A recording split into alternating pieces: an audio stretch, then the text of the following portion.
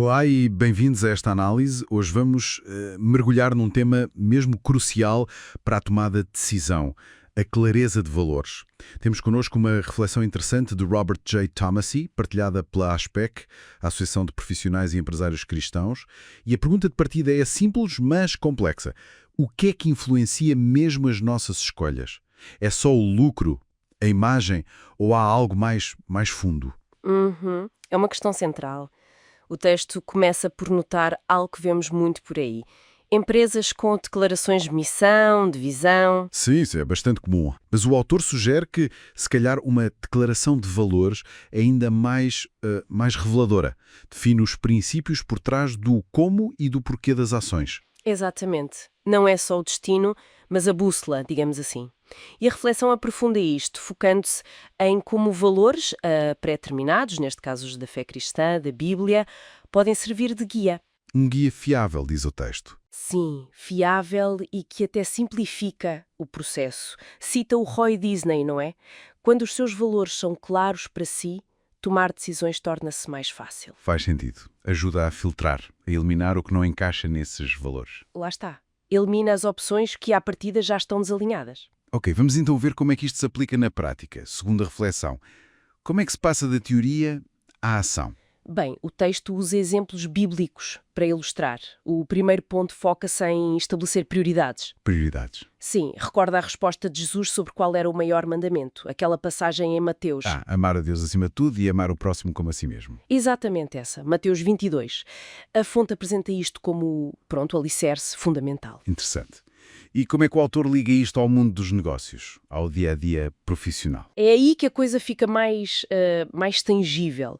O texto levanta questões práticas, tipo como é que uma empresa, uma organização, demonstra esse amor a Deus. Boa pergunta. E, talvez ainda mais direto, como é que se deve tratar os clientes, os colaboradores, os fornecedores, até os concorrentes, para refletir o amar o próximo. Pois. Deixa de ser abstrato e passa a ser sobre comportamento observável, sobre políticas. Precisamente. Salários justos, transparência, condições de trabalho, tudo isso pode ser visto como uma aplicação destes valores, segundo esta perspectiva. Percebo? Então, depois destas prioridades mais gerais, o texto avança para regras mais específicas. Sim, avança para o que chama de governar o comportamento. E aí menciona os 10 mandamentos. Os 10 mandamentos de Êxodo e Deuteronômio. Exato. Apresenta-os como formas concretas de interagir com Deus e com os outros. Cobre muita coisa, não é? Adoração, honestidade. Sim, e também o descanso, evitar o excesso de trabalho, o respeito pelos pais e, claro, as proibições contra matar, adultério, roubo, mentira, cobiça. Portanto, a ideia aqui é ter um quadro ético mais detalhado. Não é só dizer seja honesto, mas especificar o que isso implica. Exatamente. A fonte argumenta que estes mandamentos dão um guia muito concreto, linhas vermelhas e verdes, por assim dizer. Ter este quadro, defende o texto, simplifica a avaliação das ações no dia-a-dia. Ok. Prioridades, regras de comportamento. E há mais alguma camada de valores que o texto destaca? Sim, há uma terceira camada.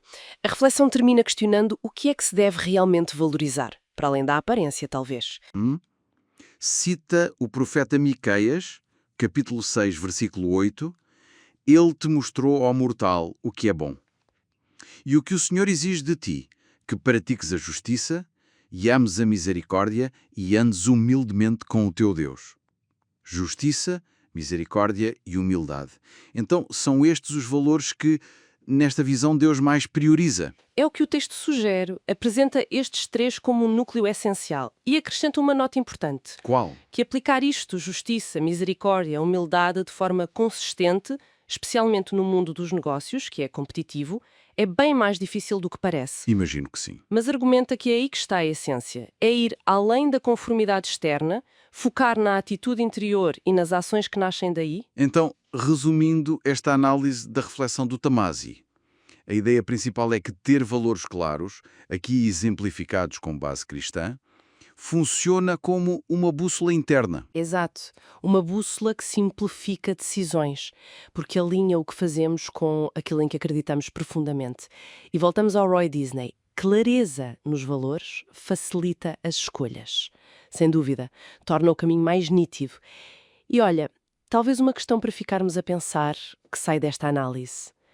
Sim. Se estes valores centrais, justiça, misericórdia, humildade e os outros princípios, fossem aplicados consistentemente, como sugere a fonte, não só individualmente, mas na cultura das empresas, dos setores, que tipo de transformações veríamos? Pois é.